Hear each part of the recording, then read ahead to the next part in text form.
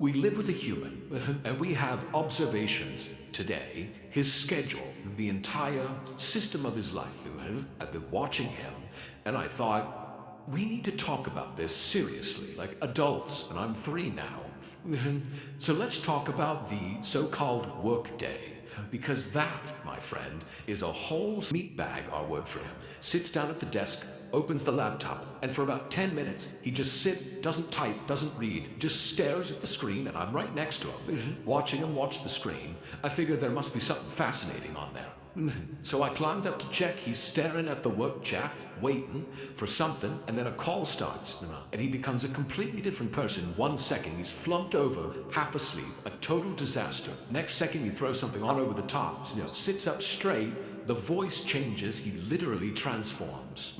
But underneath, the same boxers he slept in, bro. Business on top, boxers on the bottom.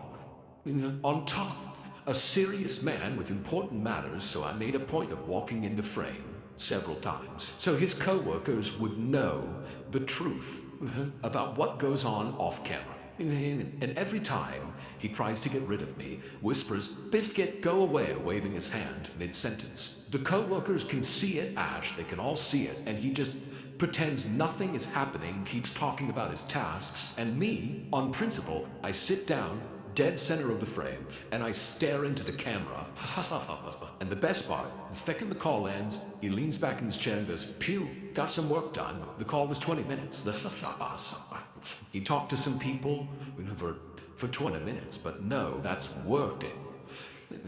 Now he's earned a cup of coffee and another 40 minutes on his phone, and then he says he's tired. Meanwhile, in that same stretch of time, I patrolled the entire apartment, jumped on top of the wardrobe, hunted a plastic bag, and slept in 3 separate locations. And you don't hear me complaining. He does certain things purely because that's how it's done. Take birthdays. He has people in his phone he has never actually met. Well, he met them once, years ago. He has no memory of it. And, to be fair, they don't remember him either.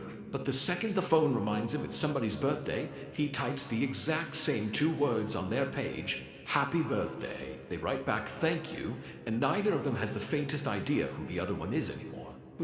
But the tradition has been observed. Then there's New Year's Eve, the countdown, the ball drop. Every year he sits down, turns it on, and watches. Even though I have never once seen him actually interested. Face like he's taking a mandatory exam, but he waits for that ball to drop, all the way to midnight, then he exhales, and only then does he go to bed. I once tried standing directly in front of the screen. He gently moved me aside and kept watching, so to be clear, the tradition is more important than me.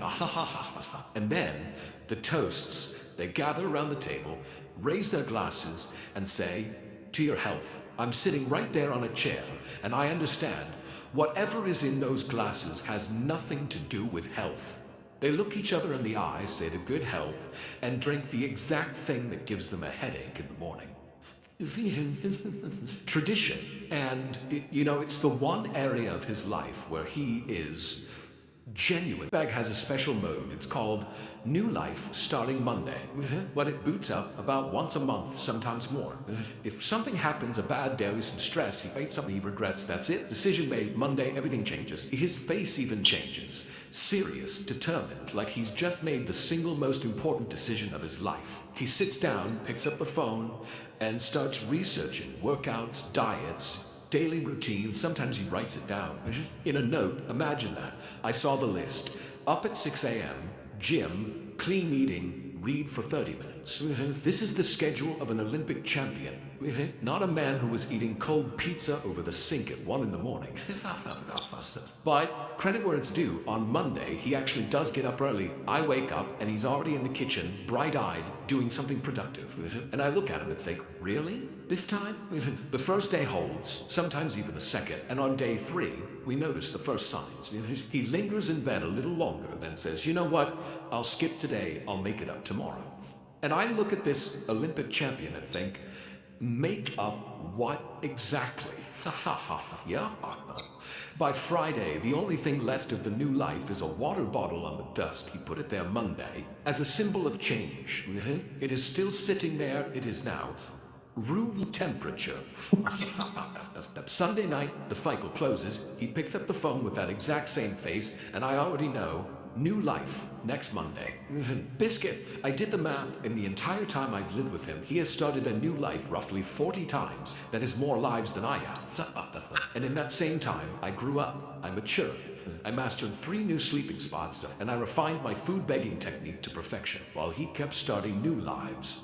I just lived mine in one life. About holidays, that's when the schedule is officially cancelled, but doesn't actually go anywhere. It just gets weird. He starts in advance, sometimes a week out.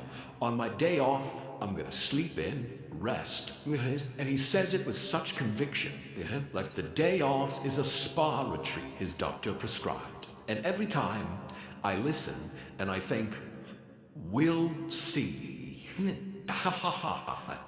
And here's what happens. On the day off, he gets up exactly 1 hour later. His conscience won't let him sleep any longer. I've worked that part out. And then he wanders around all day, slightly lost, no schedule, no tasks, no idea what to do with himself. I observe him like a fascinating natural phenomenon, room to room, into the kitchen, out of the kitchen, back into the kitchen, and I follow him purely for science.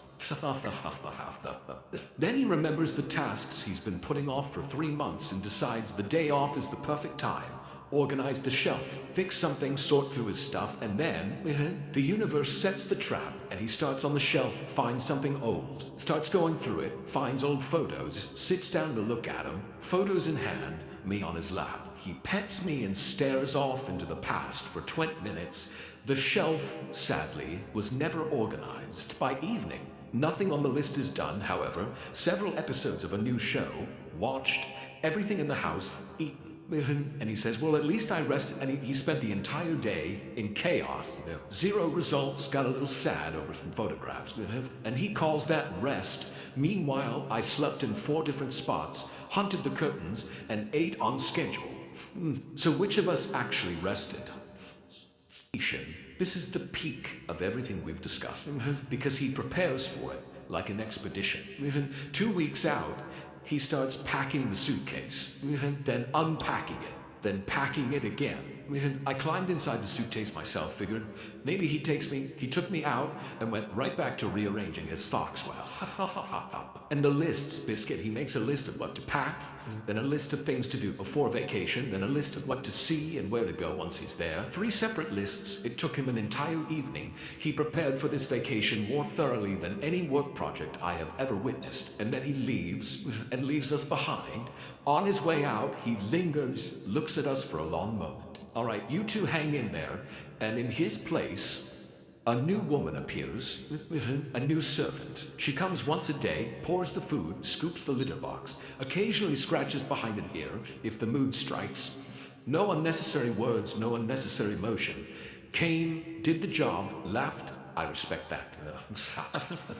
And honestly, while he was gone, I slept wherever I wanted, yeah. Nobody relocated me off the couch. Nobody burst into the room with a vacuum. Nobody stepped on me in the dark. No noise, no chaos. And they were the best days of my life, and I will not be telling him that.